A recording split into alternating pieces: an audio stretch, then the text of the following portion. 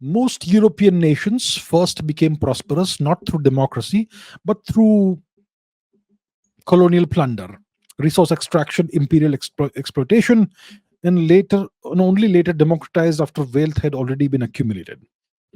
By contrast, India has been democratic since 1947, yet has struggled to achieve comparable prosperity, while Singapore and China have grown rich under authoritarian systems. What does this teach you? Given this pattern, is the US the only major power in history that truly became prosperous within a democratic framework? And if so, what made that possible there and almost nowhere else? Look, the only question you have to ask yourself with this, in the context of this question, is the US truly a democratic nation? After the American Revolution, which we discussed today, and the War of Independence, which the Americans won, what happened? We are taught that the Americans adopted a constitution, and the constitution was ratified democratically. And then America became a democracy. And it is a great example of the success that the system of democracy brings to a nation. So we have to ask ourselves, was the US at that time truly democratic? Is it truly democratic today? When they won the War of Independence and they drafted this constitution, they put it to a vote.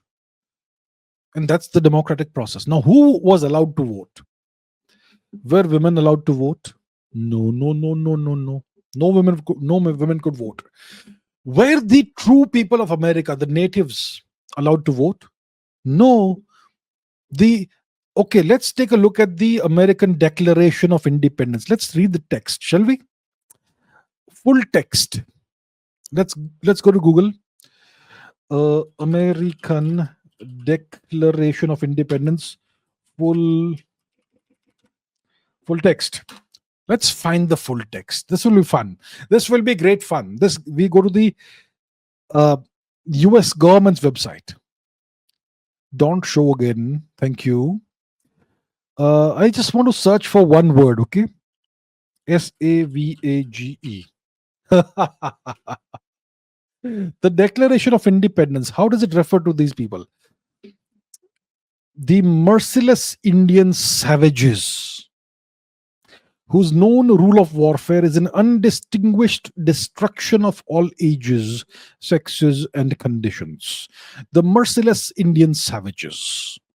So, a nation whose Declaration of Independence calls the true natives of the land merciless savages, when it is these people who wrote the declaration who were merciless savages, right?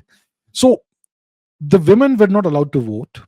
The merciless Indian savages were not allowed to vote. The blacks were slaves anyway. They were not allowed to vote. And that's how the constitution was ratified. Do you call this democracy?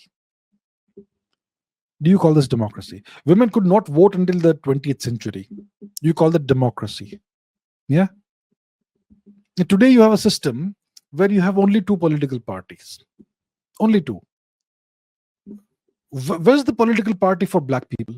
Where's the political party that takes care of the interests of the Hispanic people? Where's the political party that takes care of the interests of the native people? In India, we have political parties for everything. That's why we are a true democracy. In the US, you just have two political parties, both of which have the same foreign policy, the same, apart from small matters in domestic policy, everything else is the same. The US is an autocracy masquerading as a democracy. And that's why it became so powerful and prosperous. There's a lesson in all of this. Democracy doesn't work. If you want to be powerful, if you want to be prosperous, you have to be an autocracy. That's the lesson that you have to learn.